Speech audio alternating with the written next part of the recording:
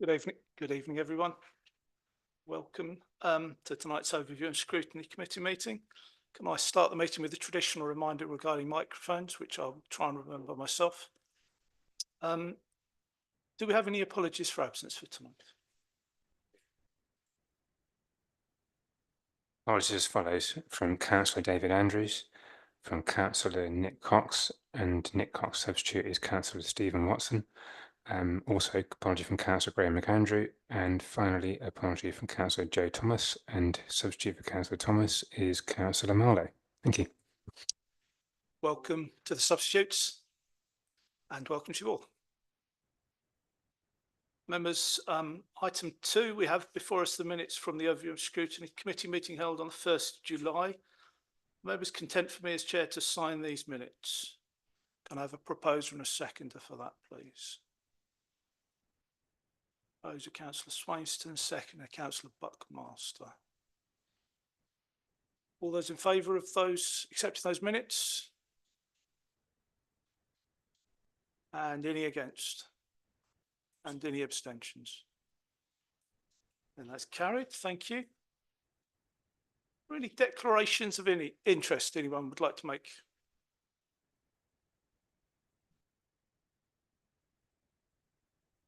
Excellent, that's a no. In which case, in record time, we move on to the substantive item.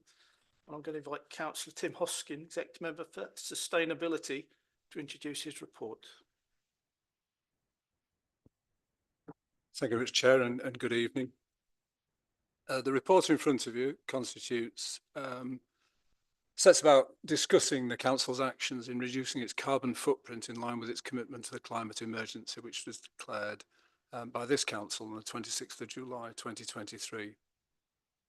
And it provides obviously an opportunity for you to review it and pass back and share comments and ideas around it.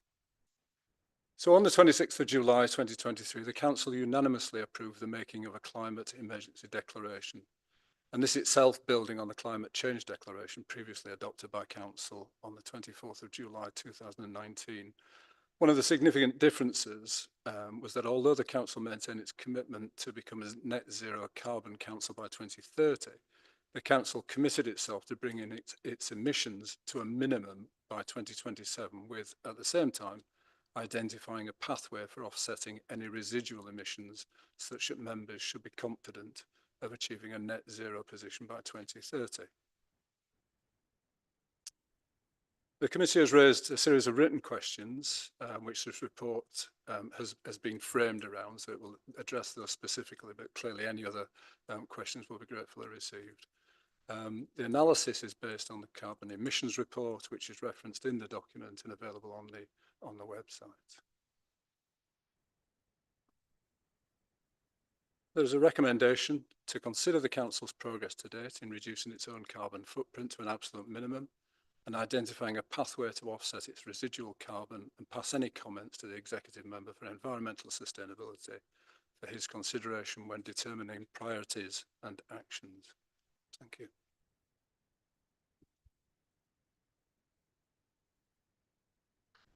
Thank you, Councillor. Who's going to kick us off?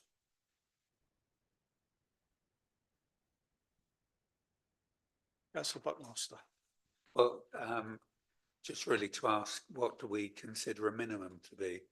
I mean, I just want to acknowledge it's a very difficult thing to do, and it may depend on funding available to do so as well. But in order to know what progress we're making, we need to understand what minimum means. Yeah, a cracking question to start off with. It certainly isn't where we are now. We've got baked in by a variety of decisions that have been made over the years, something like 75% of our 2019 emissions are committed in terms of the boilers that have been or the CHP units rather, that have been installed at the two leisure centres. Is one of the largest emissions within the Council's footprint, and the second one is the diesel vehicles, which obviously used for waste collection, which again are unlikely to be able to go completely electric within that time scale. Given, and this isn't going to give a number, Eric, I'm afraid, it's just a philosophy of that it has to be cheaper. Well, we need to understand, and this is a piece of work we'll come on to as we discuss that through the evening, but we need to be able to evaluate whether it's cheaper to be able to reduce our emissions or whether it's cheaper to be able to offset or inset our emissions. And that's a piece of work which is out with at the moment. It's a piece of work which we're doing at the moment with the University of Hertfordshire. So I think once we know that, then we will know that will sort of drive us towards a number, because it'll be sensible to go one side with insets, so the minimum will be higher.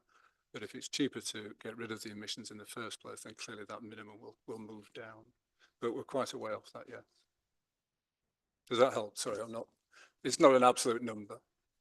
No, that's fine for now. I'll hear what other people say. Offsetting again is also a difficult concept, because it also needs to relate to where we are. So it has to be relatively close to our location in order to have the right value. Absolutely. So, and there are so many examples of rogue schemes where, a tree has been counted 10 times and is probably dead anyway. So yeah, we need to be absolutely sure of that. And hence the sort of the growing term that's been used of insetting, where you do that within your own locale, and if you can, within your own sort of control, so you actually absolutely control it. Could I just ask one more thing, just to sense check? When we're looking at, for example, the carbon footprint in 2019, I take the point that the way the operation works is set according to the way that Grange Paddock, Hartham and Beam have been developed. Are we necessarily comparing like for like? Because I guess in actual fact, the operations have expanded considerably. So you would expect actually the energy output to be higher simply because it could have doubled in size. Yeah, absolutely. So it's about having the correct baseline. Yeah, no, absolutely. It's very shrewd in that Grange Paddocks did virtually that. It doubled. And whilst the overall emissions went up, they went up very slightly because the efficiency of the boiler was such that the per square metre, and the numbers are in the report, were dramatically improved. So we've treated the emissions as absolutes. So the number of tonnes that we put out of a chimney, rather than is it per square metre. So we've taken it as an absolute in this instance, because in reality, that's how nature deals with it. It doesn't, it doesn't deal in any other factors. It's just the tonnage that we put out.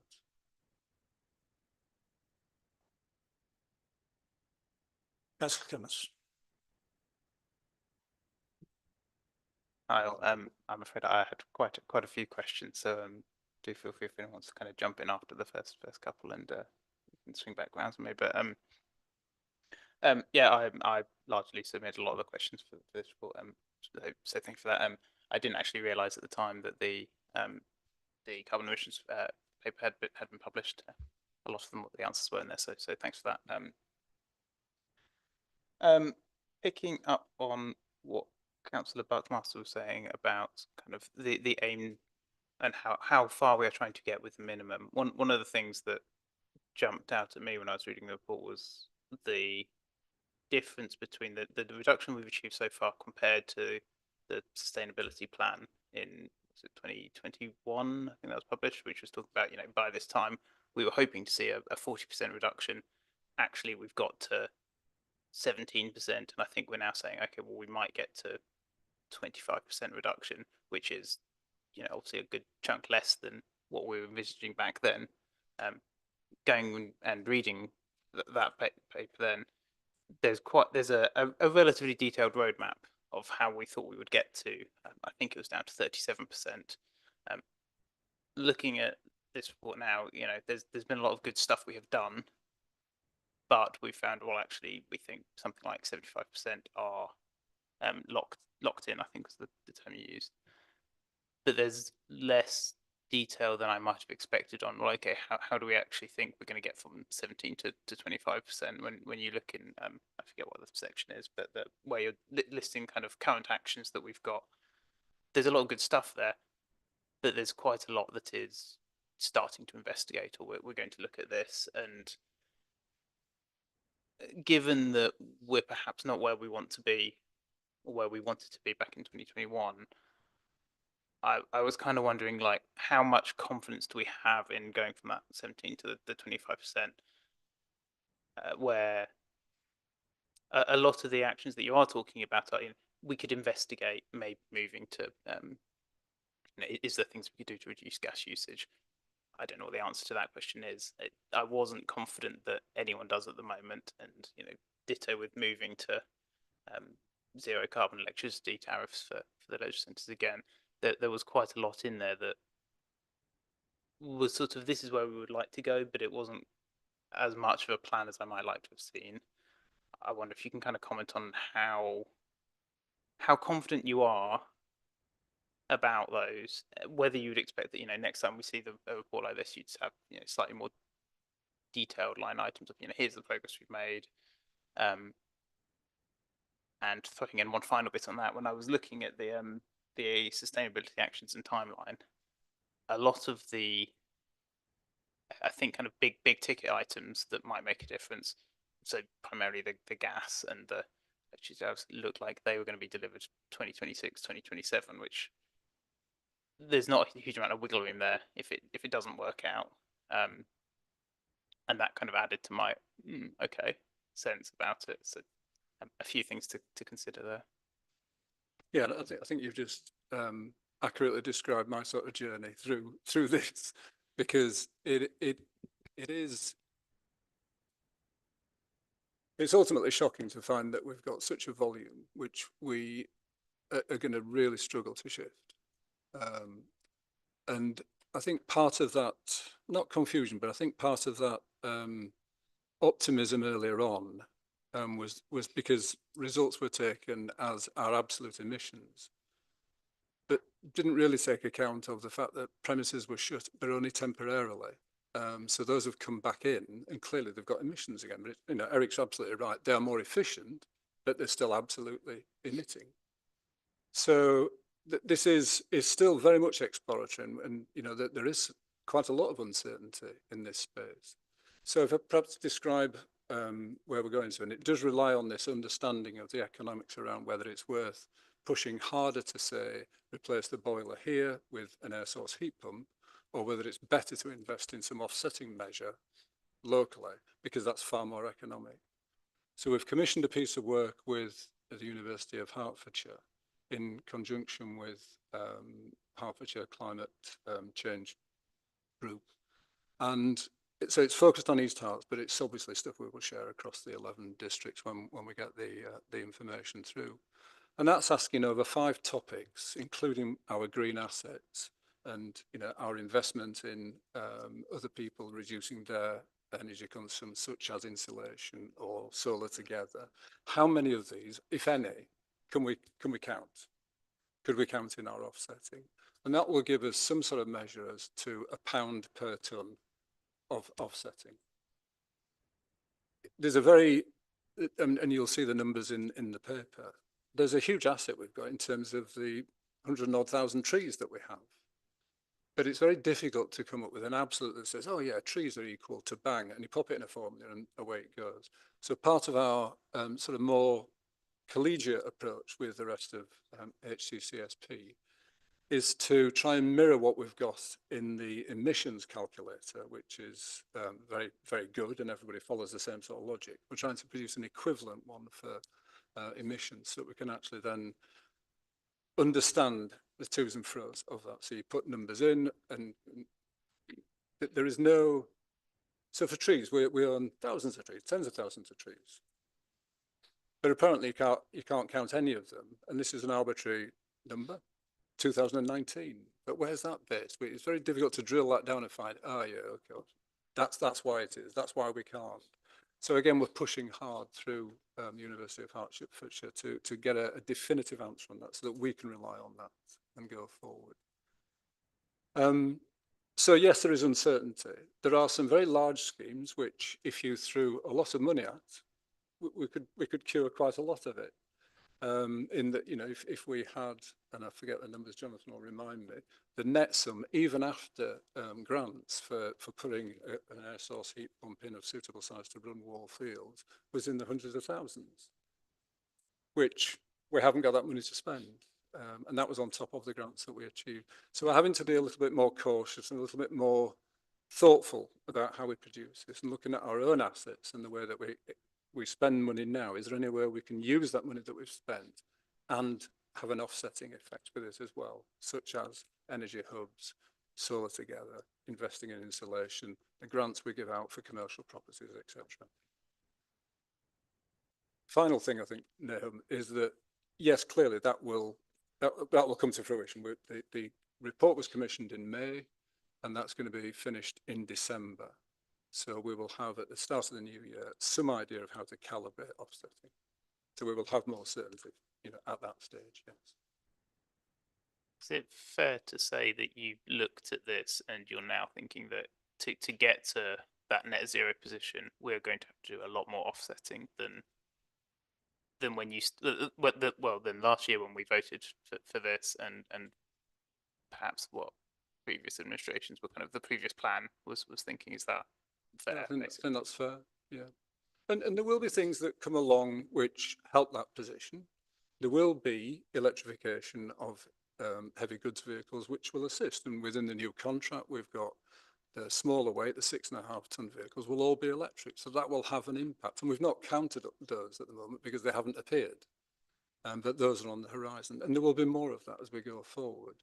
But in the meanwhile, by 2027, we need a very clear plan to offset, because that's the commitment we've given. I guess what you slightly touched on there was kind of the point that I was trying to get at. We were saying, you know, we think we're going to have some of the electrification of these vehicles, which will make some difference, but we're not in a position to say how much of a difference. And that seemed to be a theme through quite a lot of the things that we are trying to attempt. So I guess I was wondering, like, what's the timescale you think that we'll get answers for that? Is that this time next year you think we'll have okay, here's the plan for what we can actually do to reduce gas at I'll let Jonathan chip in on that.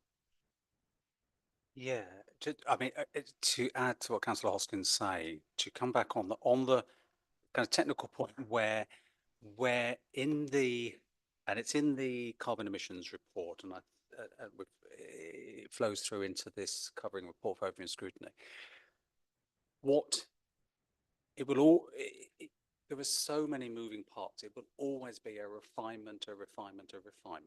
When this, back when the baseline was set back in 2019, there was, and that trajectory that ran forward, there were assumptions about various savings. They were assumptions. And also in that, where it goes down to 40% and whatever, there were assumptions at that time that offsetting would come in earlier. Now, as we go through this, I'm on the officer side, and I work with colleagues across the Hertfordshire, the region and beyond, and obviously working with Councillor Hoskin and others, we're refining it. So where there's a figure, there's a figure in there of about talking about 75% of emissions, 2019 emissions being kind of locked in. That's talking about, it's based on, well, we've just installed large gas boilers at the leisure centres and such like. On the point which I think you were getting at, between, at the moment, we're at like 83%, the flip side of the 17% reduction, so 83% of the 2019 figure, we think we get to 75%. That is, and I'm looking, it doesn't highlight it specifically, but behind the scenes, that's talking about specific things that we're doing and that are, we've done the low-hanging fruit, but the next hanging fruit of, for example, replacing or moving over to a non-carbon tariff for about the 6% of the council's electricity, which is still on a carbon tariff. You take that out. The full year impact of our e-fleet, because in this year it only came in January, so there's only a quarter of it. Business travel more on e-fleet, being getting rid of gas at beam, for example. So you factor those things in, you crank it down. It's talking about, but we want to go further because the whole thing of the climate emergency declaration is to get that down as much as. So low hanging fruit's gone, yay. The next hanging fruit's within our grasp, and then there's others. So, for example, we are talking with SLM, leisure service provider, about what more could be done at the leisure centres. The leisure centres cover 48% of all our emissions. So let us try and do something with them. So I talk with the energy sustainability lead for SLM. So the things we're trying to do there, whether there's more on-site generation with more solar panels, whether they can bring forward a switch to a no carbon electricity tariff. They buy wholesale for the whole, across all their estate. So there's things that we are very much doing now. And then the offsetting, again, I'm not going to repeat on the offsetting, but I think what we are far from alone in this, it's still a bit of the Wild West in terms of the market of offsetting. There's people promising trees in the Amazon and heaven knows what. And it's like, really? We are really, and we are, this is completely straight up. Tim is working very strongly through the Hertfordshire Climate Change and Sustainability Partnership. We are the leading authority here in trying to pin down some metrics, what you can and you can't count. So there's an audit trail. You will see, you can Google, there's lots of audit trails and models of how you work out your carbon footprint. But then doing something about offsetting, you'll see straight away it's villages in somewhere or other with water supplies and things. It has not got the same degree of specificity or robustness. That's what the University of Hertfordshire was doing. I'm actually doing a lot of other stuff besides. We're hoping then that that's what we could build in. So we can have a model, here's the emissions, and here is a robust, auditable way of offsetting. You build it together. Yeah.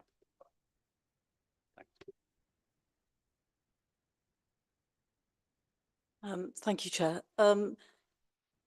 Yes, just sort of on that point of how you measure how carbon emissions are measured.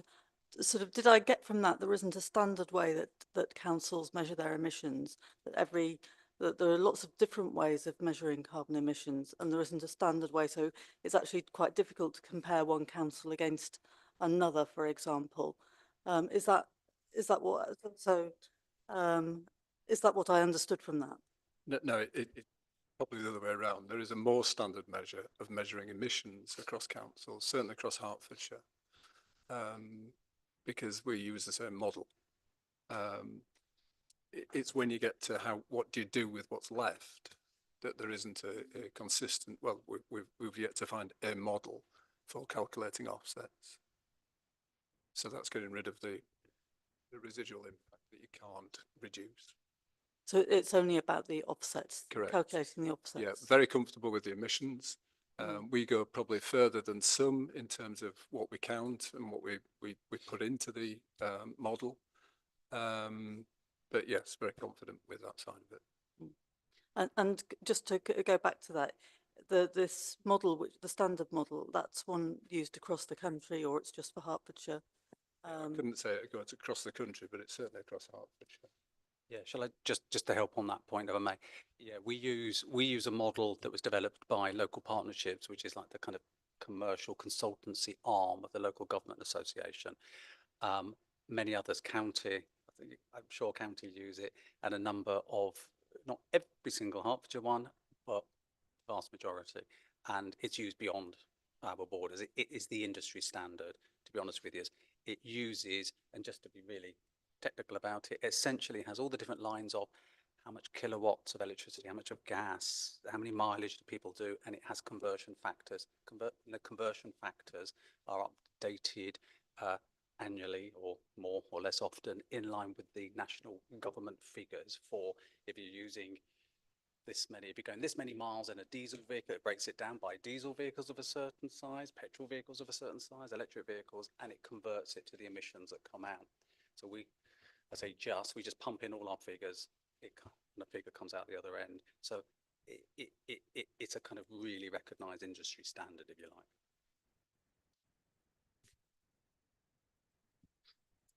Got Councillor Horner next and then some hands at the end of the room.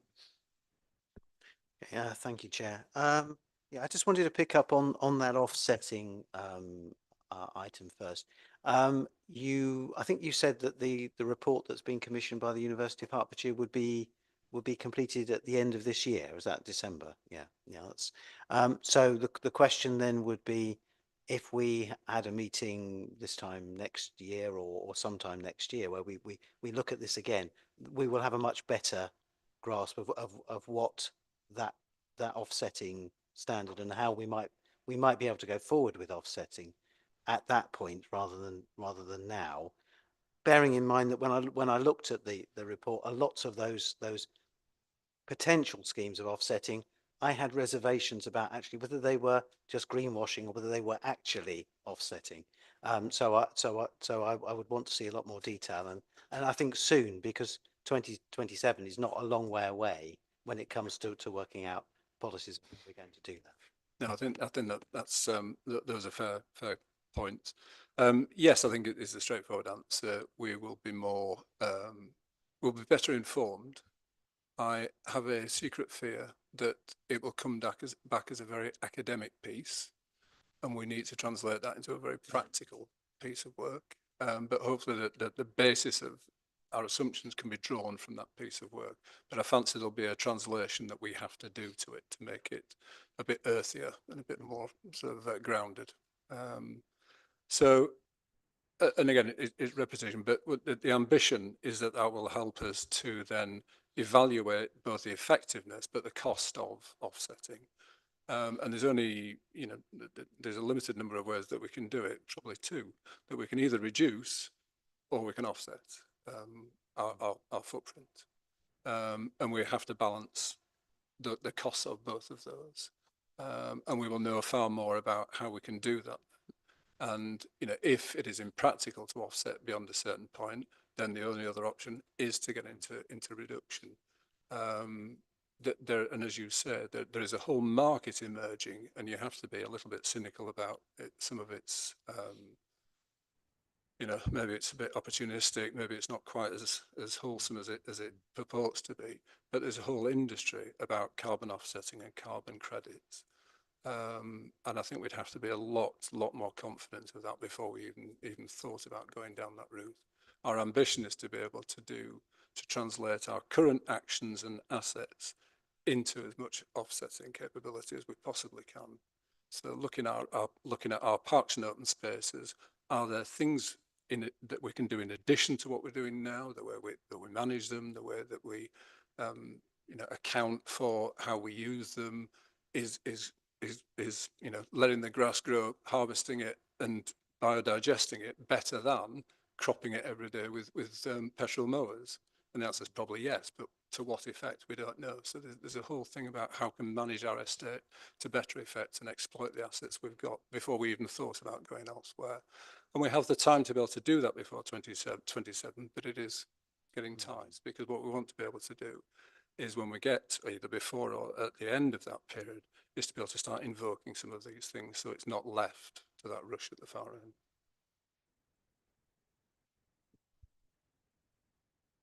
I'm not sure who was first, Councillor Nichols or Councillor Swainston. Thank you.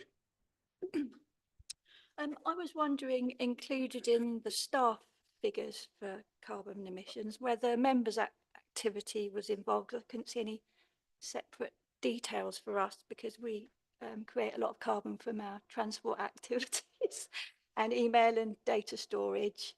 And I wonder if that has been excluded from the figures. And then thinking about that being excluded, I wondered what the comparison of carbon emissions from the council are compared to the district as a whole, as a percentage, and whether, instead of looking at carbon offsetting, you could look at a more inclusive policy. I was looking at Cambridge City Council, and instead of just focusing on their activities, it's focusing on the city as a whole. So they're looking at promoting sustainable food, council and resident services, to look at impact overall, transport, us, they perhaps have a different remit. We don't have transport in our policies, obviously. And then looking at consumption of resources, reducing waste and increasing recycling as the city as a whole. And perhaps that's a way to look at residents, businesses and the council as a whole. And that's a more positive approach than carbon offsetting, which has dubious connotations. Yeah, try and remember those questions. So do we include councillors and councillors' travel patterns? No, we don't. Do we include currently our IT footprint? No, we don't. And neither does anybody else in Hertfordshire, sorry. And there is a debate about where, and I think they call this, and straight away I've forgotten the word, it's something 3. Scope, there you go, scope 3. Scope 3 is about the stuff which is out with your control. So the things you buy, the things that are run for you by other people. And so there's a limit to where we've got to on that, and where at the moment we've got our working from home for our staff and travel from home to work for our staff. And that actually is more than other Hertfordshire councils. So we're sort of in the forefront of that. But there's a debate about how far you go with the IT, because at some stage, the IT company itself will have a footprint which they calculate. And so it's understanding whether we're all trying to account for the same bit of CO2 or who accounts for what. So it's but you know, we make significant use, thankfully, of IT to reduce our travel through Teams and you know, other means, email, etc. So there is another area which we perhaps need to open upon, but we didn't want to blunder in there naively and put our figures in there and realise that it wasn't actually valid to do so until we've got a little bit more advice on that. I think your point about Cambridge, and they do have a good model, and there are echoes of that within what we're doing with the Energy Hub, which you know from personal experience last Saturday. The Energy Hub, where we are trying to, because I mean, this is the reality of it. The council's footprint is about 6% of East Hertfordshire's. It's actually less than 1%, isn't it? Yeah, less than 1%. It's about 0.4%. So it's a very small part of it. So we have to use our influence elsewhere, and that's part of the Energy Hub. We talked when I was here at the last meeting, the minutes we've just looked through, about the food waste collection. And more important than the food waste, chasing it back up the line and reducing food waste per se, you know, so it's not collected, because that has to be the most effective way of reducing our community footprints, you know, growing food and all the inputs, packaging, sorting, processing food, delivering it to a supermarket, driving to the supermarket, collecting it, bringing it home and sticking it at a bin has to be the maddest thing that any of us do. So that there is a focus on that sort of more communal emphasis. And clearly, you know, that will take some time to impact, but those are part of the initiatives which echo the Cambridgeshire approach. We could do more, and clearly things like, you know, heat pumps together might be something, certainly something we're pushing for, so we can have collective buying of that, so we can drive the price down of those, or have fundable schemes behind them supported by third parties. So there's lots more we could do, but I like the sentiment, and we're trying to do as much as we can in that space. But it is sobering that we're less than 0.5% of the total footprint. So whilst we should and are anxious about what we do, there's a much bigger catch elsewhere. That was my concern, that it's such a small footprint, and you're expending a lot of energy on trying to reduce it when it's less impact. Perhaps broaden the picture, spend your resources more effectively. Well, indeed, that's part of the. Can we use the pump priming money that we use for, say, insulating and giving grants? Can that be a more effective way of reducing our community footprint than us trying to chase the last knockings out of our own footprint? And that's what we're trying to balance up, so that we don't throw money at it to solve it and then realise, well, we've still got 99.6% left over, you know. So. Sorry, Jonathan. All I was just going to do just to add to that is to add to what Councillor Hoskin is saying. a lot of the discussion and some of the questions that have come through and that Councillor Clements has put forward is about our own emissions, but don't lose track of the council also has its climate change strategy 22 to 26, and it will be renewed in a year or so's time. And that talks that is the bigger piece. It's not it. I know we're focusing on our emissions, 0.4, whatever, but there's oodles of this other work that's happening, and that's based on making changes to our own premises and services, using our regulatory powers to promote actions by others, and influencing and encouraging others to do things. And a lot of that we worked through Hertfordshire Climate Change and Sustainability Partnership. I won't go into all the stuff that's doing there. There's a big push about domestic retrofit. So there's a whole guide that's online, and we are actually Hertfordshire Climate Change and Sustainability Partnership are one of 4 groupings that successfully bid into the MCS. I won't go into it, but the anyway, charity working in this territory to develop a retrofit strategy for our area, and actually with the first of the 4 going forward on that. It's quite a feather in the whole Hertfordshire and the family's crown on that. So there's 2 bits. It's the bit we're doing, our own emissions, and then there's a whole bigger, wider strategy of with the world out there. That's really good to hear. Thank you. Councillor Swinson. Thank you, Chair. Couple of points that things have been touched on already, but a couple of points of clarification and one question. Point 2.14 struck me as quite a sweeping statement. There is nothing to suggest that the council will not be able to bring its carbon emissions to an absolute minimum. I see from what I've heard, you're getting at there is that we're doing everything we can, so we'll get to the minimum, but that minimum might not be very low. Right, thank you. I forgot to say, I was quite impressed actually with what we are doing.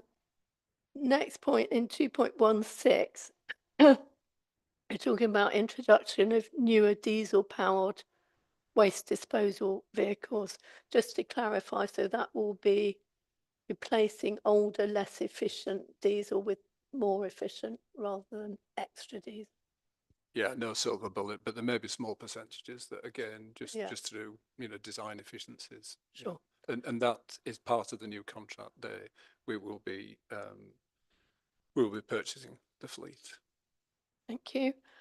Finally, are you looking at actually planting trees rather than just counting the ones we've got? I just wondered if we're linking in with the sort of the call for sites and nature recovery.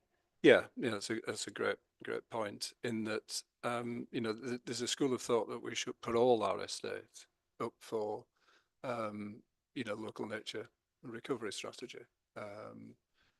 I think that discussion is to be had, but there's merit in that then there is a maximum opportunity to do what that's trying to do, which is link areas up, but also to be able to then choose the most suitable location for particular species, particular habitat encouragement, and broadening as much as we can how we can maximise our planting for carbon sequestration.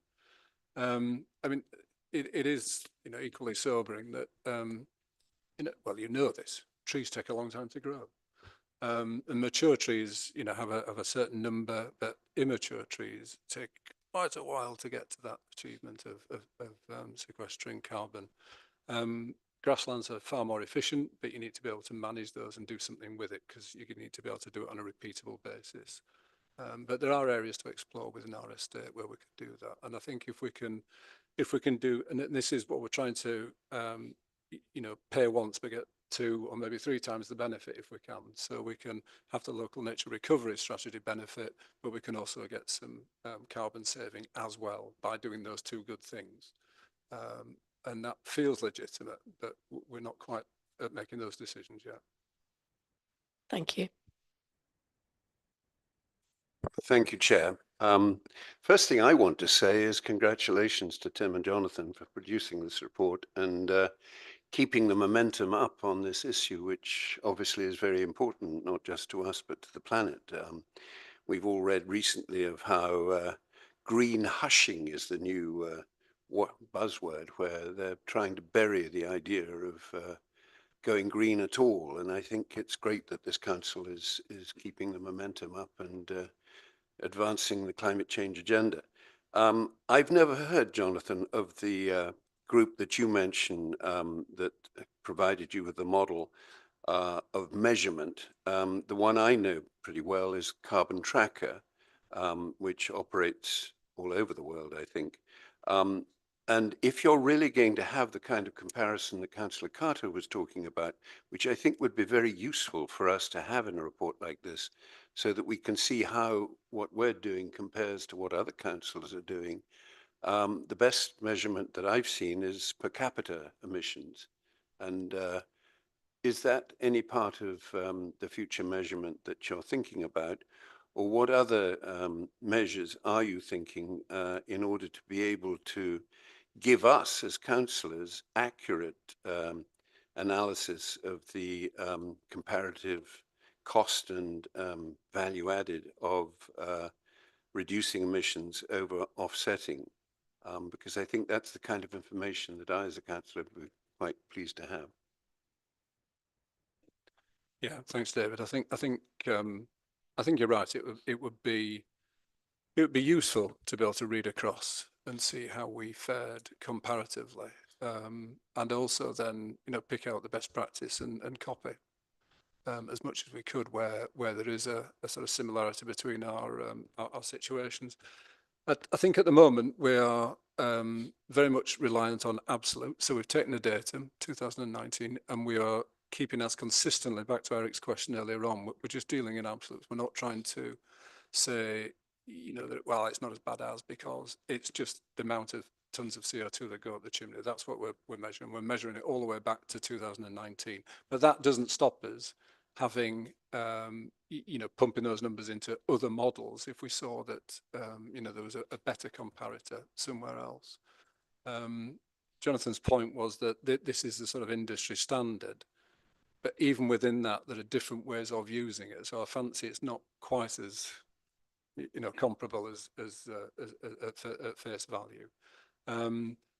But to be frank, I think that's of a secondary concern at the moment to us actually. As Nahum was referring to earlier, getting more confidence and certainty around our action plan, so that we can then start pushing that, and then we can start, I think, double backing and seeing if there's people who are doing things differently across Hertfordshire. Also, in relation to Jonathan's point, I wondered if there was a way of linking this report to the climate strategy, because obviously a lot of other things are going on. What Councillor Nichols is running, the 20s Plenty campaign, that is has got a carbon emissions reduction element, which is very important. And I think it'd be quite useful for us as councillors to see how the work that you're doing links up with the wider climate strategy that we're all involved in. Yes, thank you. Shall I just perhaps try and address that good point that you're making there? I suppose, as we were just saying earlier, there is these. They're not twin tracks, because we're doing it alongside and they feed into each other. But there's very much this looking at our own emissions and using the LGA model in terms of then across the piece. That they are figures that are produced nationally.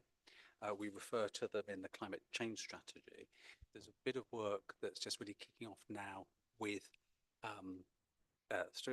across the whole public sector family in Hertfordshire through HCCSP, as I keep referring to, and it's also been driven by the Hertfordshire Growth Board, where that is looking at, and it is that point. It's all very well us for our 0.4% getting our house in order, and that has a kind of illustrative and exemplar effect, but the real gains in all of this are the overall area-wide figures, and so we have we've talked about, alongside, too many acronyms, but alongside HCCSP, there's HSOC, Hertfordshire Sustainability Officers Group, and in that group, that is precisely what we're looking at of the district-wide figures, and indeed the county-wide figures, and being able to keep a monitor on that.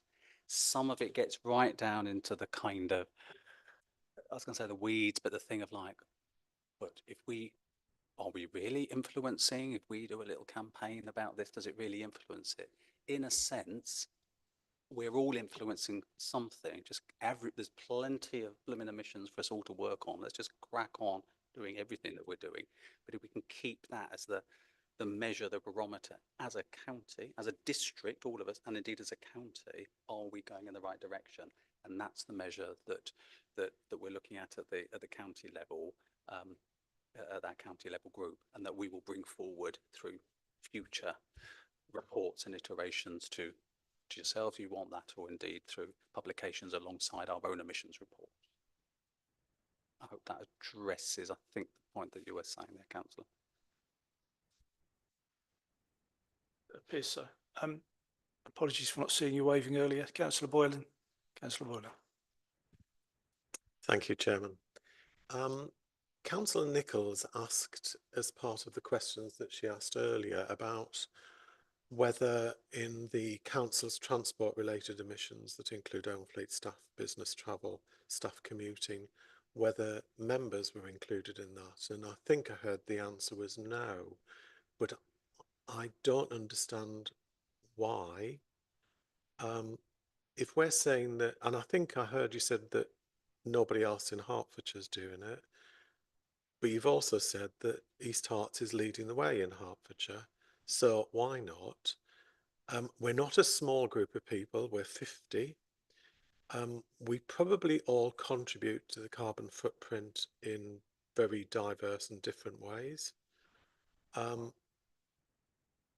Some information will be captured on travelling expenses, but actually that's not the whole picture. It doesn't tell you what sort of vehicle you're driving. It also doesn't include the expenses that we have to foot in dealing with ward work. So for one example, it costs, the mileage for me to come to Wallfields is less than what it costs me to go to any of my parishes. So there's potentially a significant contribution there that we're not examining at all. And if we are elected community leaders, should we not be leading by example? If we're expecting our staff to work and act differently, we should be able to hold our heads up and do the same. Yeah, I agree entirely. And maybe that's a proposal, because it would have to be with the willingness and cooperation of all members, I fancy, because some of that information would be quite intrusive in terms of detail. Well, you had the willingness of all members when we all unanimously agreed the climate emergency. You can't commit to do that without taking personal responsibility. That's good. We'll take that as permissions. No, I'd like to explore that. I think it's something that is missing, and it's a conversation Jonathan and I have had about its omission. And the IT hangs heavily as well, because you know read these these server centres have got this sort of the carbon footprint of a small country nowadays, and you wonder, we're all storing pictures and taking videos and watching WhatsApp and whatever. So there is a line to be drawn somewhere where we say, okay, well, this is it in and that's not in out. But I'll take that as an action to be able to explore that more fully, Peter. Yes, I think so. And you're right, 50 people attending a full council meeting will have an impact. Who knows, we might get up to 1%. Just on Councillor Boylan's point, just a little bit more just on that. Again, it's completely, and we at East Herts really do try and use the model in the most rigorous way and include as much as and whatever. I've not seen it anywhere else where, just echoing what Tim Hoskin was saying, including member travel, it talks about staff commuting and such like, but that is no reason not to. We are trying to be exemplars. Then let's lead the way. Yeah, indeed. And 100 on the in the numbers, staff commuting and staff business travel. So if we think of staff and we've got head count, they're not all full-time, whatever, 350 officers, that's 189 tonnes in the latest annual figures of business travel being 29 tonnes and staff commuting 160 tonnes. So even if it was like a fraction of that, it's not a teeny tiny number. So it's a good thing. It raises an interesting question though. Who offsets that? Is it to us as individuals to do that?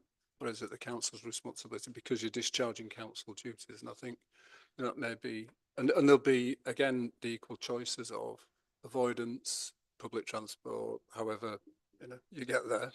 For challenge for Buntingford, I agree. But yeah, it'll be the same questions we have to pose for ourselves, I guess, within that. But interesting, thanks for that. Yeah.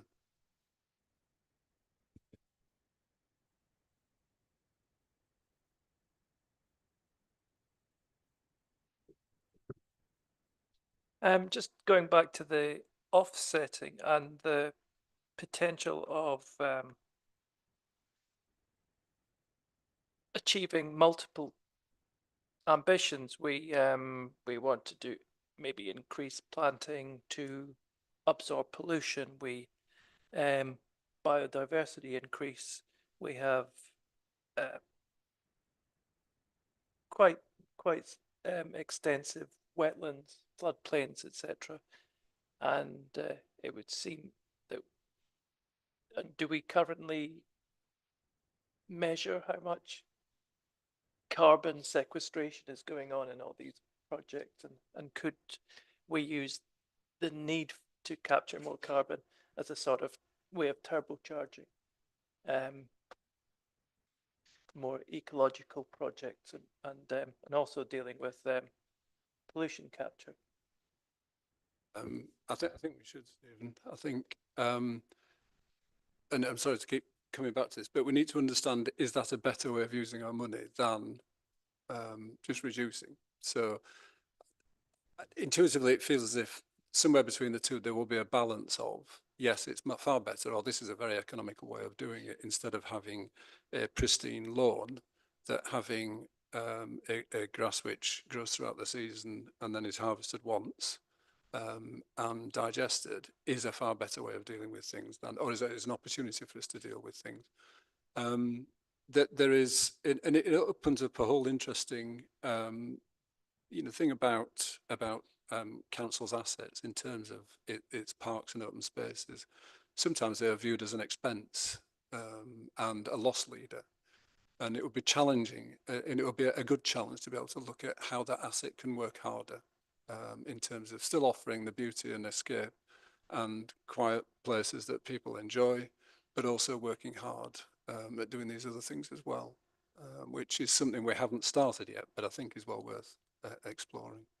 So if we can make those two things happen at once, where you listed three, then so much the better. And there are some amazing spaces. I've been spending some time with one of the officers out looking at our parks, and there's some incredible opportunities when you look around. If only we can count trees, would be I think we'd be in the money. Just thought of another one there. We have a real problem with surface runoff, flash flooding and stuff, and if we have well, we know that planting and stuff is a great way of increasing sods.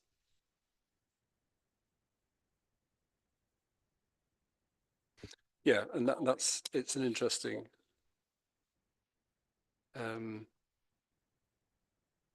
so interesting, I can't find it. So yeah, there are five aspects to the scope that we've asked University of Hertfordshire to look at. And those are, I'll just quickly read them out. Green assets, so trees, existing stock, parks, trees. Domestic energy efficiency measures enabled by East Herts. Can we count a factor of those? Don't know. Community buildings, the decarbonisation measures we've taken on community buildings. Solar Together, I mentioned earlier on, albeit it's privately funded. Is there something we can claim for facilitating that project? And is there something around the behavioural change? So and Eric will have a wry smile here. The EV point installations, is there something that, you know, we benefit from actually installing infrastructure on behalf of generating behavioural change in transport? So those are 5 areas we've asked them to look at.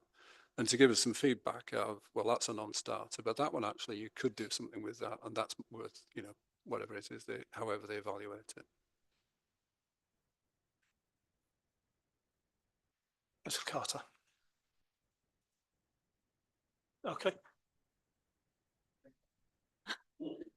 Okay, thank you. So yes, just coming back to this question of the of data use and IT. I was wondering, I know this, you're saying that this isn't counted in our in this particular way that we count things, but it is the question I'm asking is whether we've got policies in place to reduce the amount of data that we keep, and policies which will make sure that we regularly review all of our, for example, websites and stuff like that, and make sure we delete off videos and completely delete them rather than just archive them somewhere. You know, are those policies which, if they're not in place, could they be developed?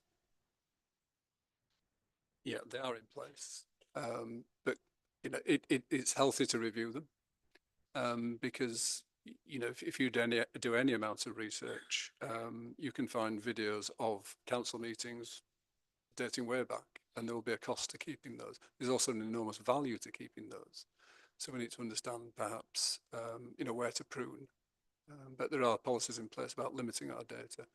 And Vicky Glover Ward, Councillor Vicky Glover Ward, attends, and I can't remember the acronym that it's, it might well be DIS, yeah. Yes, which is, it's Epping Forest who seem to lead on that, and have some imaginative ideas about how to approach data and how to manage your data shadow in lots of aspects. Now they appear always to be wanting trial subjects, you know, people willing to trial things out. So we as a council need to be aware of opportunities that we might have to be able to do some of those things and learn from them. Yep, thank you. That's great. I suppose I was also thinking, you know, looking at my email inbox, which has like a billion. I mean, I haven't deleted any of the emails that I've sent.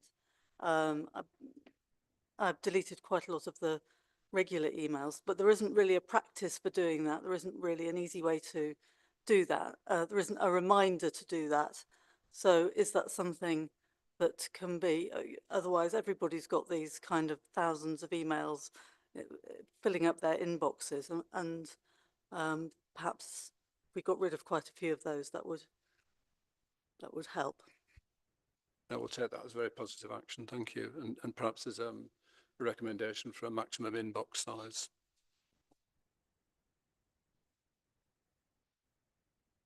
That's Williams. Talking at people, talking away from them, but on Councillor Boylan's point about transportation, that is a really big thing. Like in my ward, is pretty much denser than yours, but it's still bisected between myself and Councillor Hill. He has one side, I do the other, and we operate like that. I do wonder, because we have a lot of car parks in where I think we've got 5, all of them at locations which, you know, people want to use, like the library, the doctors, the Southern Maltings and places like that, and the train station. But in none of them are safe bike storage points. Many residents in that area live in flats and don't have the space to store a bike. I don't, because my girlfriend has a ever-growing collection of shoes. And if I had space for a bike, I would have one. I used to have one when I lived back in Cheshunt. And that would be really beneficial for me in terms of transporting myself around, and probably many other people, as well as well-being. That. Can I ask one more? And this is a slightly different one. Because like Stephen was saying about drainage. If you look at Musley Lane, it is beset by flooding. And Musley Lane sits directly below geographically in terms of where the incline of the hill, Ware Trinity, which has the lowest tree coverage, I think, of the entire district as a ward. And I wondered, and I don't base this entirely on trees, but trees are just a useful visual thing. How much land we could cover in there by offering free trees in people's gardens, by using land owned by house providers, sort of empty green space, as you were saying earlier about grasses. But we could also use trees to slow rainfall and prevent flooding, and also prevent to some degree the continuing blockage of drainage as rain barrels down and basically picks up varying bits of detritus.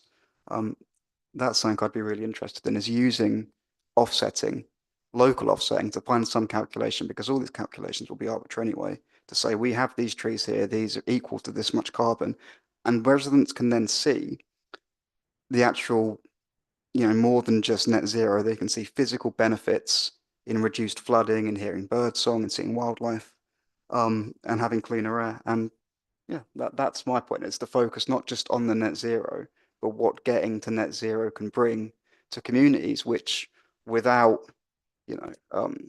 without tree coverage, will lose out. Take those in reverse order. Yes, happy to have a look at that. I think if we can, as a pilot exercise, look at land that could be available. There are, I think there is a current tree offer, either within Hertfordshire County. Yeah, so there's almost one running all the while. If we can organise ourselves, into groups to be able to do that. So happy to look at that. I think there's some interesting connections, isn't there, between, and again, it's that same model of, and perhaps there's more in this. In an urban setting, you can get, the water take up, so you reduce surface water. You can get people bought in, and it's a visual impact. You can actually get the carbon offsetting, but also you get cool spaces, which we're going to need more of as well. So places where shade is offered, which is precious within in built-up spaces. So happy to have a look at that. I think just back to your, the point about secure parking for bikes. There's the LC whip. The consultation has been extended until the 19th of September. So those sort of comments should go in on there ideally. It will echo lots of other people's thoughts as well. So it's worth going in there and putting those comments in.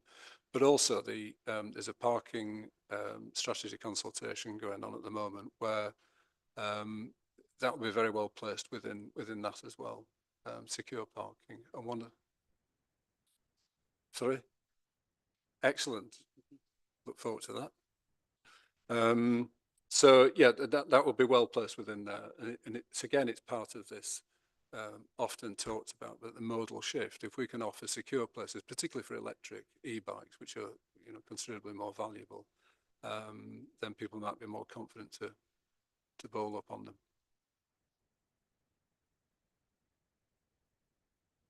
Councillor Buckmaster. Right, thanks.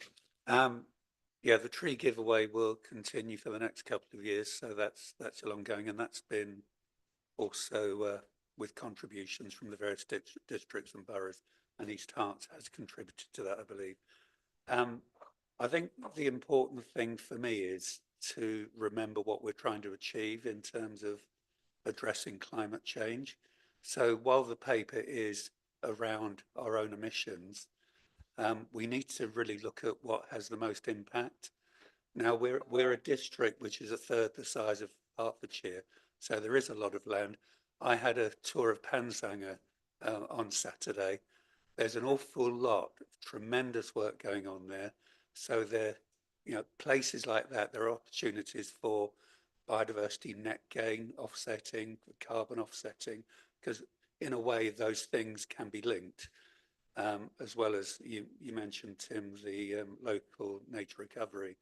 I think for me, what I'd like to see is once we get the report from the university, that we have a very open and honest conversation around how much more our carbon can be reduced in the more traditional way.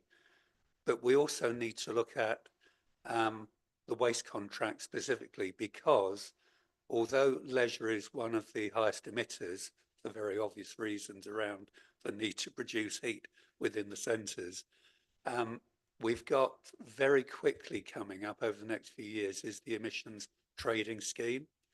And it will be in everybody's interest across county to make sure we get those recycling rates up. And that will be by getting the food waste out, which should be achievable through the changes coming up, and getting the carbon element out, because if we don't do that, then there will be big costs associated with that as well. And that's a real change that we need to address. So I think what I'd like to see after we've done these studies is let's look for the most impactful things that we can do to actually reduce our carbon. And if, there are some of the boroughs across Hertfordshire that achieve 65% recycling rates now. We need to get East Herts up to that and beyond. And if we can do that, that's measurable. And we could then say, okay, we can't go any further in terms of absolute carbon reduction, but look what we're doing to address climate change. Yeah, no, I think that's hugely valuable. And just to sort of re-emphasize that, so energy from waste sounded like a great solution at one stage. We burn it, that'd be fabulous. We can make energy from it. And that has been a solution for a while. But as Eric said there, what is now stalking that scheme are an emissions trading. So they will have to buy carbon credits against whatever goes at the flue. So whatever we put in the bottom, we will have to pay if we burn it. So we have to work further upstream. We have to make sure that the increased recycling capacity that we will introduce in August next year drives down residual waste, as well as taking the food out, which is upwards of 15% of that volume. And we're left with the bare minimum going wherever it goes, whether it's going to, and very little goes to landfill, but residual waste is the prime culprit. And it's not at all clear, how that will be calculated or charged. So there's some real threats there for us, because it will be a charge we pick up. And in fact, it will be something that Hertfordshire County Council pick up, but will have to come down somehow. And there's a real concern that starts chasing out other services, because we can't afford to do the two at once. So that's a real focus. Absolutely. That's Clemens. Sure. I want to align myself with what Councillor Warner was saying earlier about part of what the paper was. The paper admits itself a slightly work in progress was the questions about offsetting and getting those answers quickly, so we can actually do something about it in time. Really important. The point that I wanted to raise was something that I don't know if you've been thinking about this already, and it's just not in the report, if it's part of the kind of wider strategy, but was decisions that the council make kind of specifically over things that the council controls that might affect either loss of existing embedded carbon or impact of kind of building works. So I'm thinking there, Old River Lane site, what we do with Charrington's house, there's a lot of carbon locked up in concrete. If we knock it all down and build it again, there is a carbon cost to that. And there was, I didn't see anything in the report that was kind of talking about putting policies, design guidelines or whatever it is in place so that decisions that the council make in future are considering, cost of embedded carbon, but also things like, we're talking about, okay, we locked in 75%.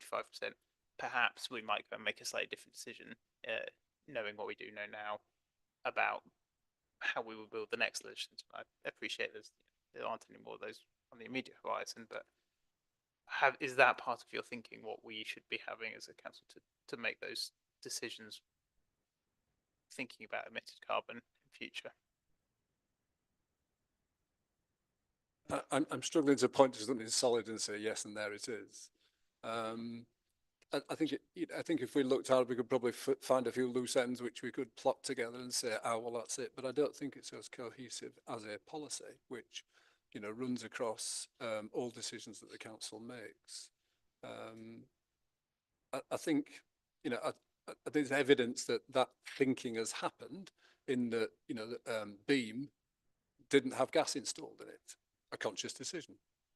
And that has precluded that becoming a legacy issue going forward. So there's evidence that we've got there, but I'm not sure we could point to, you know, a policy which said, well, it was because of this that that decision was made. And I think that that could be helpful. I think it's certainly worth exploring with the officers to see if that's something that, and you know, and it really shouldn't be a complicated lens to look through, should it? It should be, you know, is there a, and every report has it at the back of it, consequences of this decision are. And it would be a lens to be able to look through and be able to calibrate it within there. So it's a conscious decision each time. It would be helpful. Councillor Nichols. About keeping on targets and on message, in the climate declaration, it mentions the importance of training for officers and members to promote carbon neutral policies to help achieve our aims. I'm not sure how much activity went on before the new members were elected last year and how much has gone on for officers, but is that something that we need training on specific messaging to get the wider picture out there, help reach targets that could really help if you're given aims and objectives for your communities?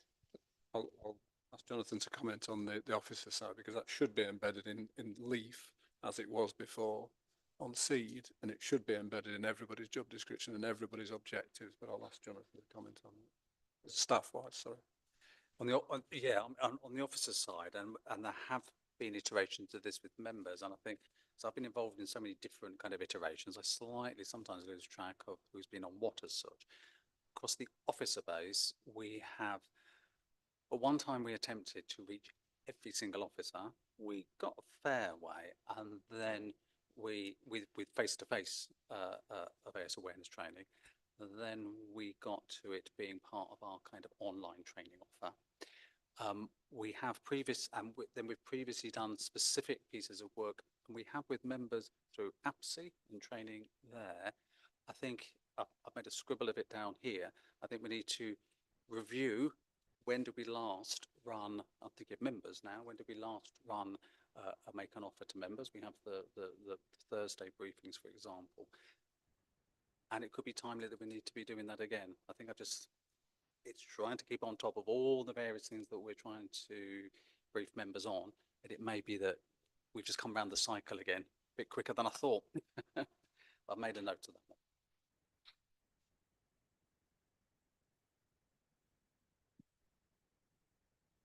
Any more hands, David? Just a very. Is on. Sorry, that you've kept the costs and financing of the policies very much at the forefront of your mind.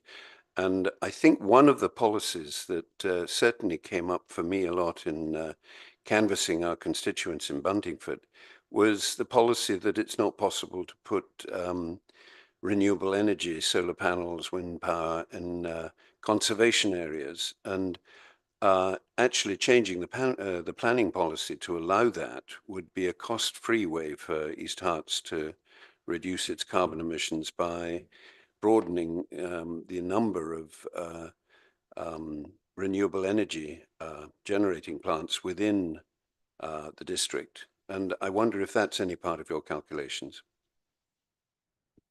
Yeah, it's interesting because the new government are talking very much about local power stations and local initiatives to be able to help, you know, generation within communities and for the communities to directly benefit from those generation schemes. So it'll be interesting to see what develops in that space. It isn't specifically in here in terms of, you know, as a direct action point, but clearly running alongside this are refreshing of the district plan, in which case, you know, all councillors are able to attend. There's been 2 already, but there will be 3rd and more detailed sessions going forward about comments and elements that we want to see in our district plan. And if those are about solar panels on roofs for all new builds, then, you know, that's how it needs articulating. There's a consultation out at the moment, which I think is about to close on the 24th for the MPPF, which is the design book that we all across the country built to. So there are the elements of that which are trying to push the design criteria as high as possible on a national basis. And one of the issues that we've discussed within the district plan is being able to go beyond that. We've currently got a voluntary basis where builders can and developers can go beyond the national minimum, but it as a district, do we have the power to be able to push it harder than that and go for a higher than national standard? And that's out with the debate at the moment. But it would help enormously, because then all the houses that go in which are not net zero are simply housing stock that we're going to have to revisit at some stage over the next 30 years.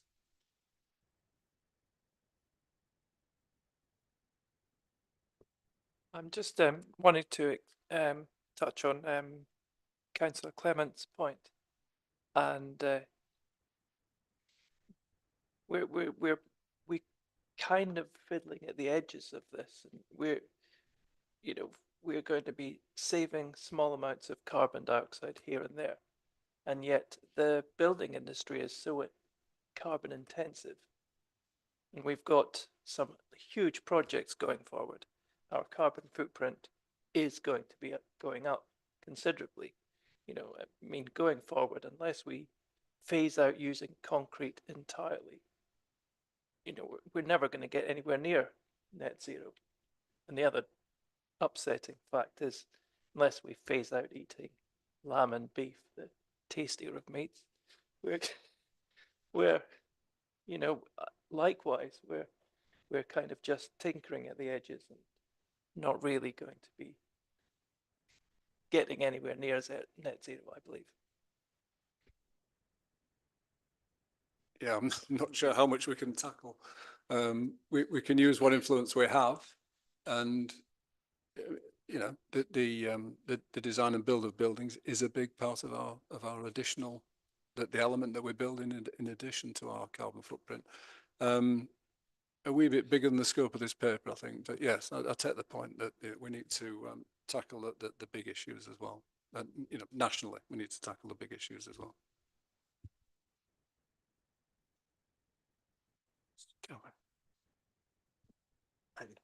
Yeah, just to sort of perhaps bring it back to some of the small things.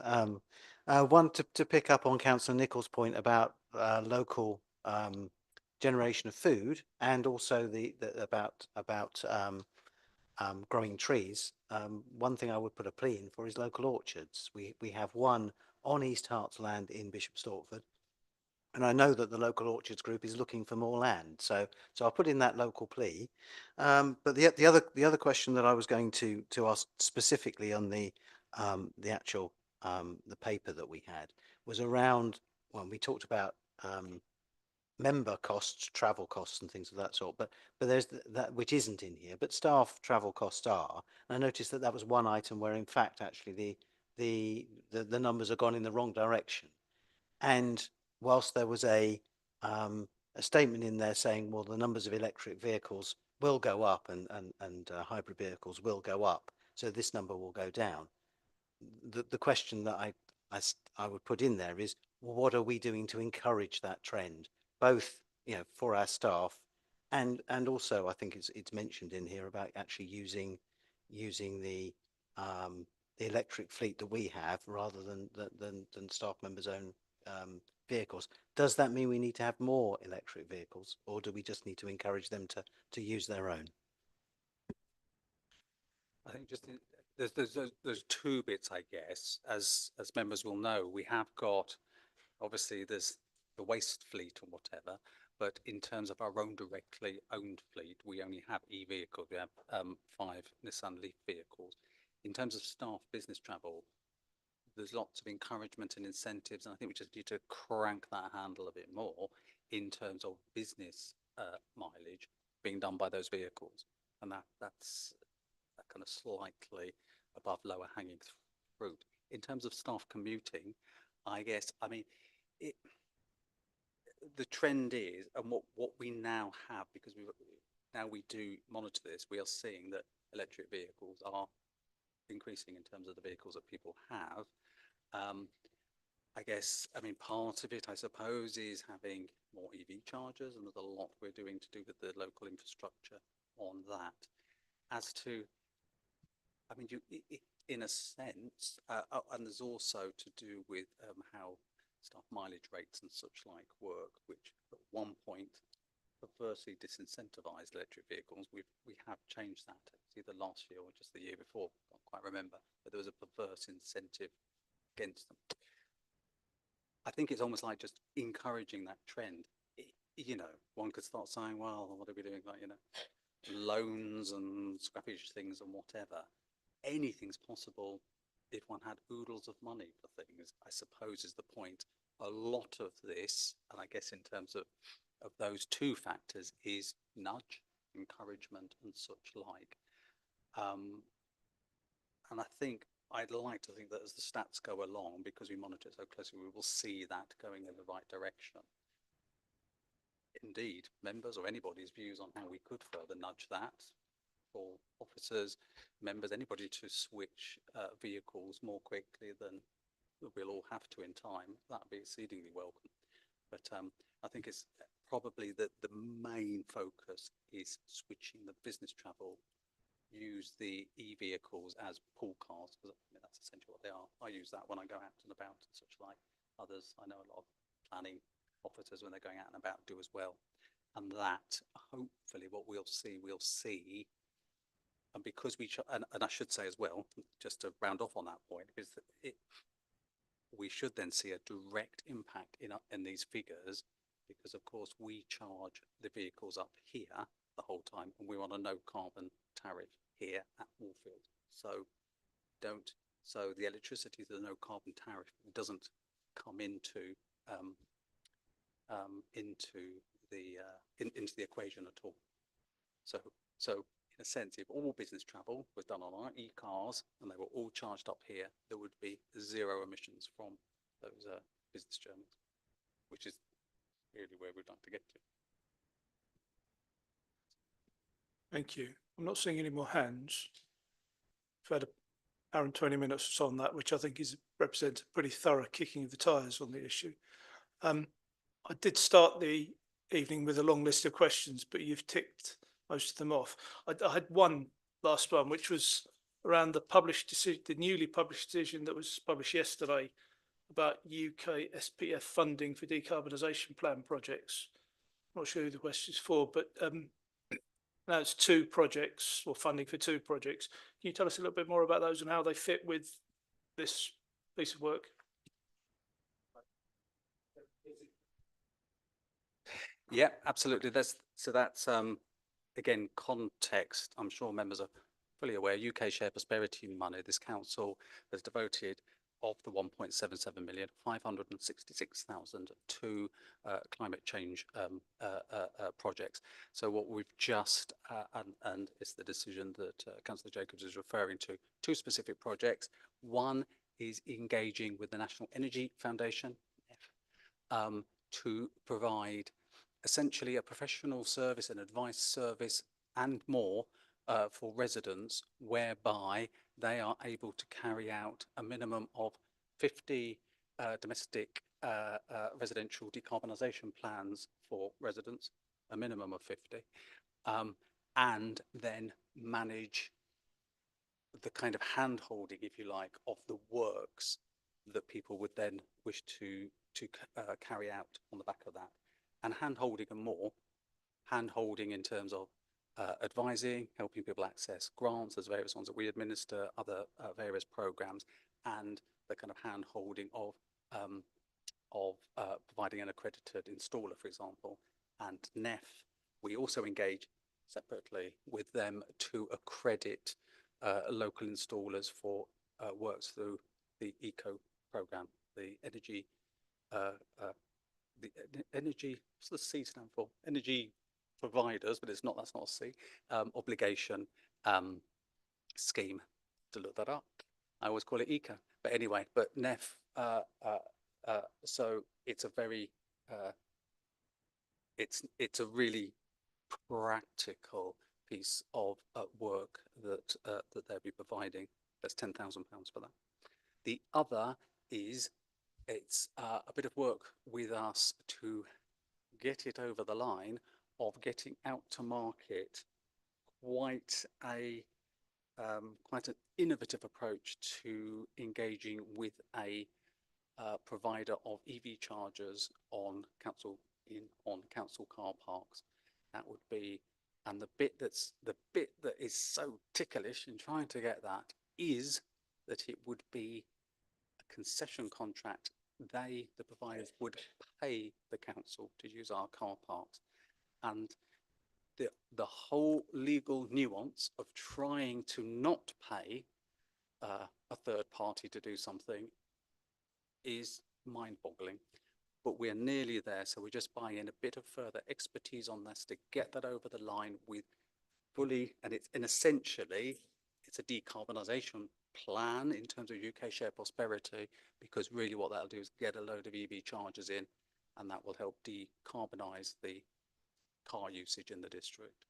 That's £9,100 from memory. Both of those from the UK shared prosperity. Thank you. Councillor Boylan?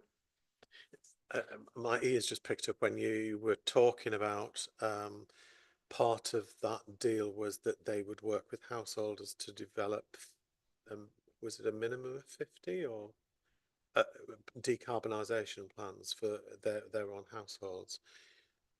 My first question was, do we as a council get some feedback about that, or is that confidential? But I think there's something about learning from the examples that they get involved with, about some of the complexities that might provide, and also some of the successes that you could then use to spread further. The other question relating to that is, would it be possible, given the fact that as a district we have a significant number of listed buildings, of whether we can request that some of those 50 include some listed buildings, because I think there is some interesting, potentially some interesting learning that could come out of that, with some of the difficulties in decarbonisation of some of these buildings.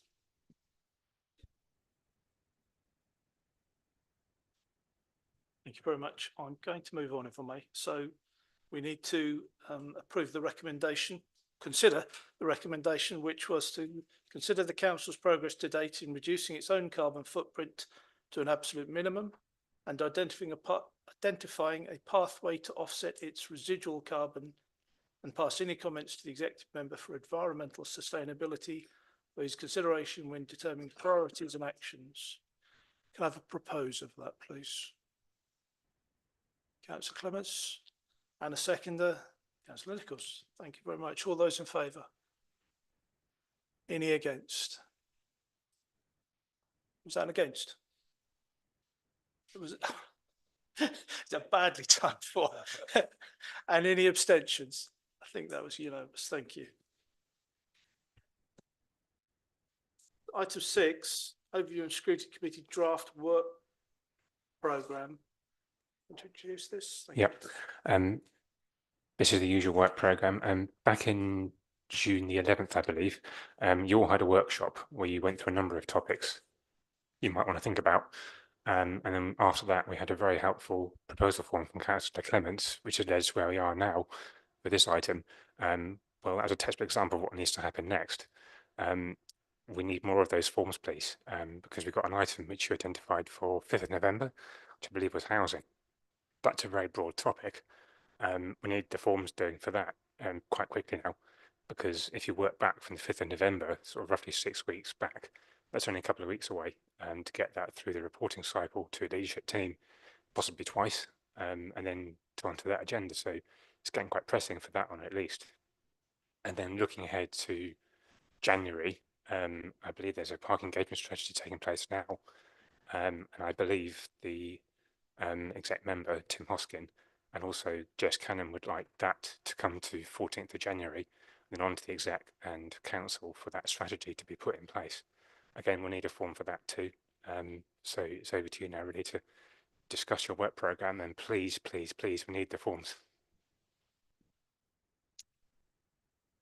Councillor Carter, I'll come to the second, but my understanding was where it's an item that the exec are bringing to us for consideration, there's no requirement for a form. It's only when the committee is identifying issues that it wants the council to scrutinise. Sorry, yes. Yeah. That correct? Yeah. Right. No, Sorry, so, yeah, Councillor Carter. but yeah, so we do need the form for the November one, definitely. Yeah. Yeah, I think on the work programme it mentions glyphosate.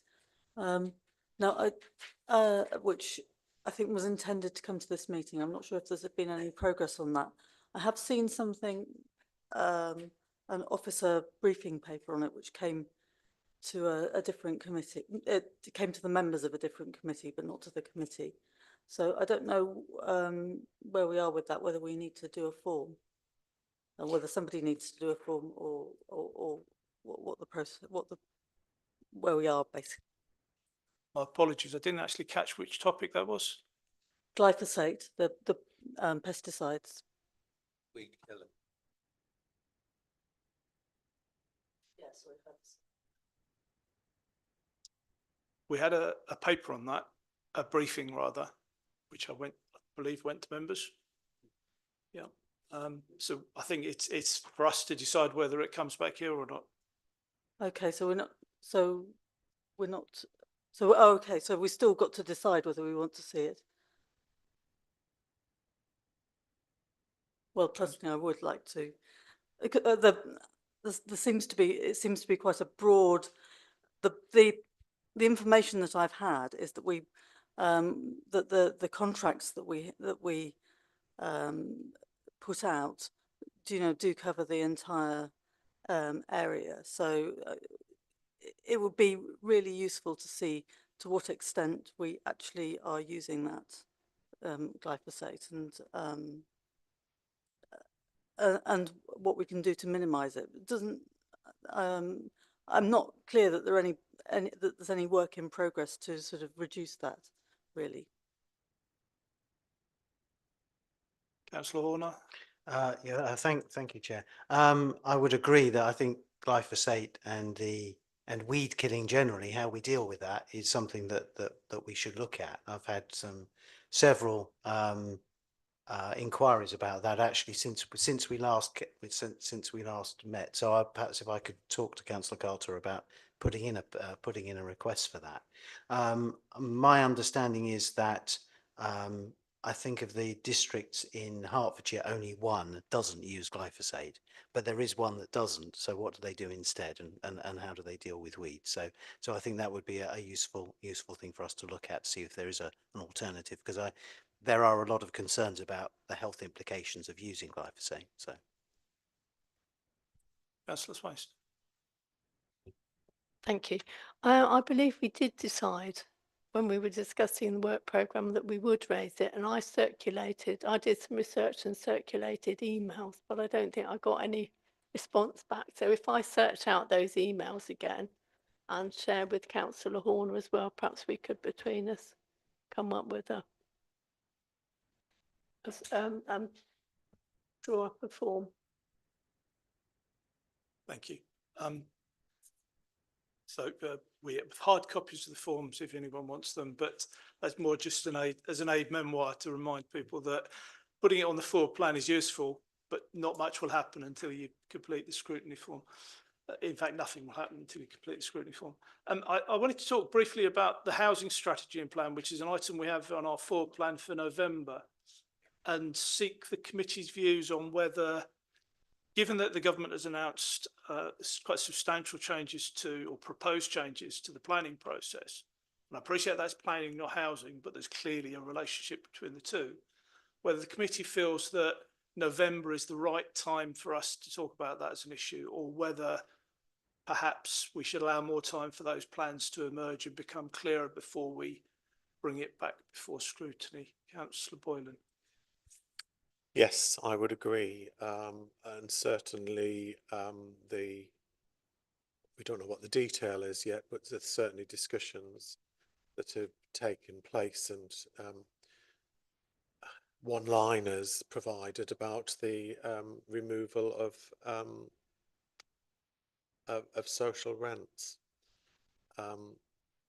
levels. So I think, and given the fact that that was one of the biggest challenges in the housing strategy about increasing the number of affordable homes with a particular focus on those at social rent levels, I think it would be sensible to hold back and wait until we have more clarity about what does that mean, because that will impact on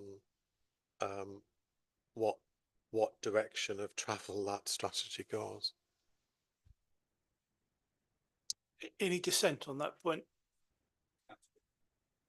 Right, that's agreed. So 6 months, we'll kick it for 6 months roughly. Is that about right? Obviously, we can change that nearer the time. That leaves us with a gap in November, but glycophosphates, weed killers might be the thing we want to put in there. Possibly one other item as well. I circulated to members last week a list of items that have been generated by the exec in the Joint Administration Steering Committee that I attended on your behalf, some of which have got dates associated, such as the parking strategy, January 2025, biodiversity, spring 2025.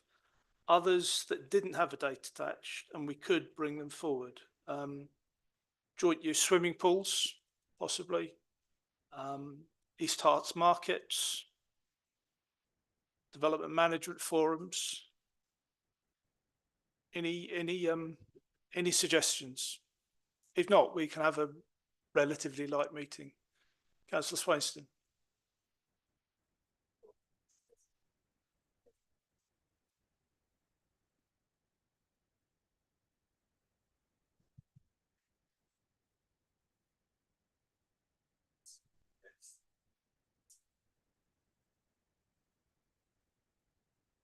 Sorry. In view of questions we've had at council, what's been in the local press and general comments and our topic of discussion for tonight, shouldn't we be looking at why East Herts Council's planning policy on air source heat pumps seems to be so much more stringent than government guidelines?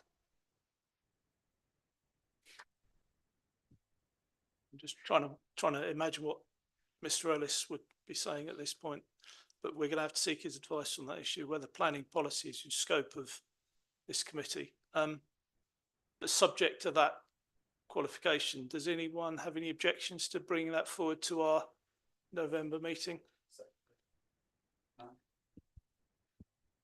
I think it's a really good subject for discussion, because I think some explanations need to be had, because I don't think the particular planning policies went through council in any form, from what I understand. So I think we need to look at the process and how we arrived at what we're saying to residents in what's permitted and what isn't. So I think it's a really important thing. Go for it. I think just a couple of points to make there. The first point is that we have, and you may want to take James's advice on this, we have currently 3 appeals. So it may be that he has a view on whether we should be discussing policy here out with some specific cases that are out to appeal. He may be quite ambivalent about that, but that's just a thought. And just to try and counter the seemingly increasingly well-held belief that we are more stringent. If I can just, we've done a survey, and this is just air source heat pumps that have come through as a planning request. So lots of others just go by as permitted development. So of the number that came through, 180, 52 are work in progress, so they're still chugging away. So out of the ones that are left, 100 rather of the 127 were approved, 79%, leaving 21% rejected.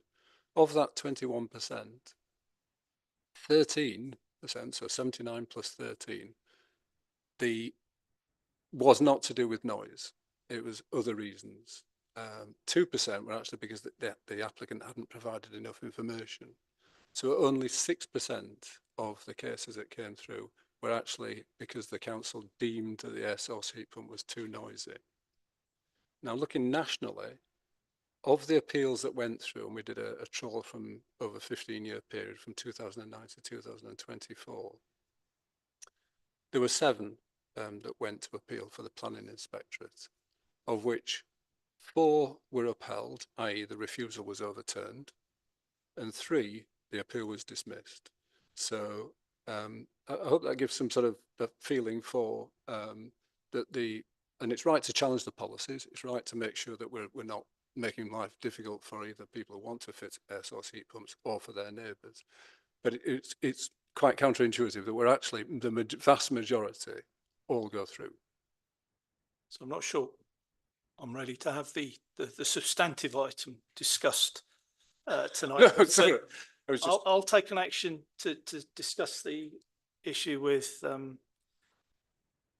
Ellis, and if we get the green light to go ahead and have the substantive discussion, I'm going to need a volunteer in the room to complete the scrutiny form. Because if you don't, then we won't discuss it. As simple as that. Yeah. Rick, you're volunteering to do that? Yes, if it's deemed that we can. Yeah, I wouldn't start work on it until we've got that go ahead. Yeah. Okay, are we good? So the recommendation to committee is that we agree the work programme at Appendix 1. I'm going to change that slightly by saying as including any changes agreed tonight and the additional items as set out in my email to members from last week, which I've alluded to. Yeah, and that'd be with the housing matter, possibly March, glyphosate, November, and then obviously parking strategy, January. So subject to all of that. Yeah. Councillor? Just for the record, I would be against us discussing heat pumps.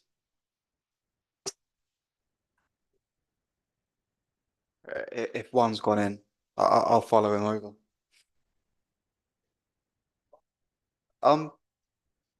Okay, basically, if 96%, was it 96? Go through, and a very small amount are declined at all, then I kind of wonder if it's worth the effort expended to argue over 3%, whatever. Yeah, I think it's about consistency. So we've got to make sure that we're measuring them all in the right way.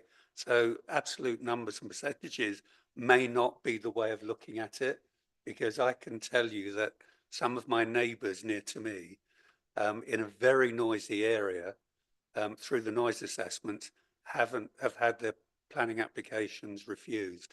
It just doesn't make sense. And that's why I brought the question to council. So it's around consistency. It might be that 99.9% go through approved, but it could well be that we're putting unnecessary obstacles in the way of people who want to do what they believe is the right thing. So I don't think we should leave this without comment. I think it's a worthy subject. Councillor Watson? I would just, I mean, it's just purely from a personal point of view, my involvement with DMC would be, I think, made more difficult for us to be discussing a policy that we might be looking at in that committee. I think most of them are officer delegations. I think the likelihood of one coming to DMC would be if, as with the leader of the council, he's a member, so it has to go through that process. So we're looking at officer delegations. I'm not sure I see the logic of that. So when the new district plan comes to council, you won't want to or be able to comment on it. Well, I'd have to think about it, but I'd probably be thinking about it slower than this meeting has taken place. So, you know, I would, just off the top of my head, my instinct is to think twice about commenting on policy that was then having to be enacted. Well, then nothing gets decided, does it? So we have the work plan as amended with the additional items that we've discussed. We have a proposal from this side of the room to amend that work plan to remove heat pumps. So I'm going to put that to the vote, that amendment proposal to the vote, and then put the substantive if that falls. Sorry? I don't understand.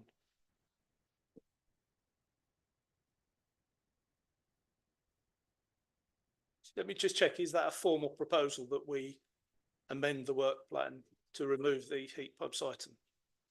Yes.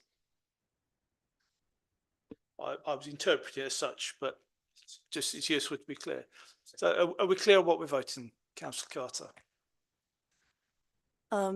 Yeah, I just wanted to sort of say that if it is a very, if the question is, if the evidence is that it's just a very small number of heat pumps which are affected, then there is a question of good use of this, good use of the time of this committee.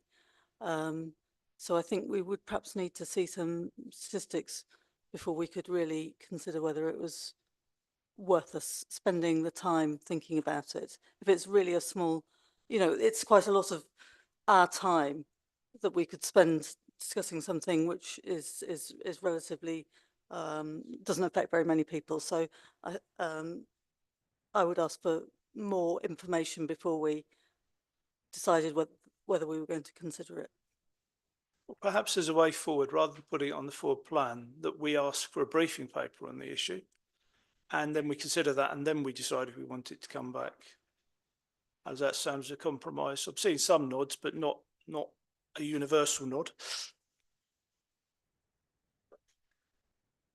I think we're here to look into things that need looking into. So why don't you have the conversation with James Ellis, and then we'll pick it up from there. You can then ask the question via email. Happy with that. Okay, can we, so we'll drop the amendment and can ask for a proposer for the proposal that we agree the work plan as amended tonight. Councillor Walcombe, a seconder. Councillor Nichols. All those in favour? All those against? I don't think anybody. Yep, that's unanimous. Thank you very much. So there are no urgent items, so I'm going to close the meeting. Thank you very much for your contributions. It's been very good.